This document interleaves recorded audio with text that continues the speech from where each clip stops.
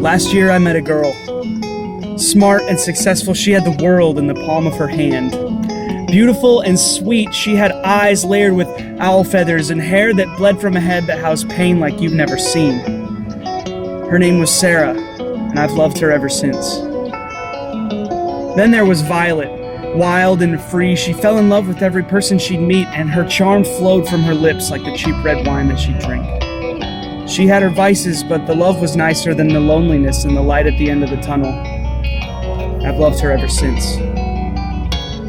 Then there was Holly, a protector, a silent guardian of all that she could be, but while she shielded others, she walled off herself from all the threats she could see.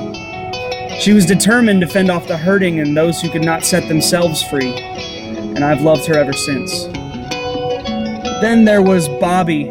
Angered by a life she was stuck with, this girl was no force to be fucked with. There was passion in her words, and her tongue was a switchblade, quick to draw blood from those who overstayed their welcome.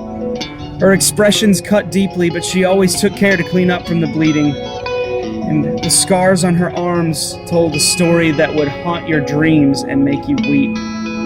As far as I know, to this day, she still doesn't sleep. Then there was Mary. She cared, oh God, she cared, but underneath she was scared, terrified to let another man inside of her heart.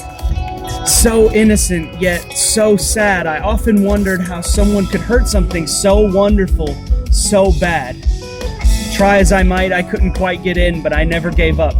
I got as close as I could and let that smile of hers cover up the pain I saw within. And I've loved her ever since.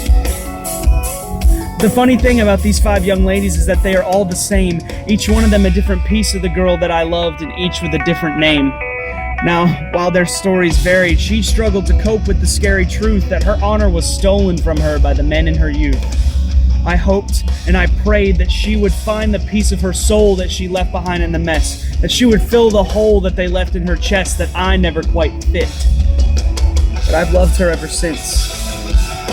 Now, this did not intend to romanticize. This condition is not glamorous, and young girls tend to fantasize about being broken and then fixed by a man with a sizable heart. But don't even start. This sickness will tear you apart, and I've loved her ever since. Now, please, learn from the words I am speaking. Pay attention to this lesson I am teaching. Ladies, you don't need a man to tell you what you can or cannot do, and the only person involved in healing your broken soul is you. And fellas, you are not equipped for this. You are not her therapist, and as much as you'd wish to slay dragons and scale towers, you will sit for hours pondering how to clean up this mess. But you can't save a damsel who's in love with her distress. I digress.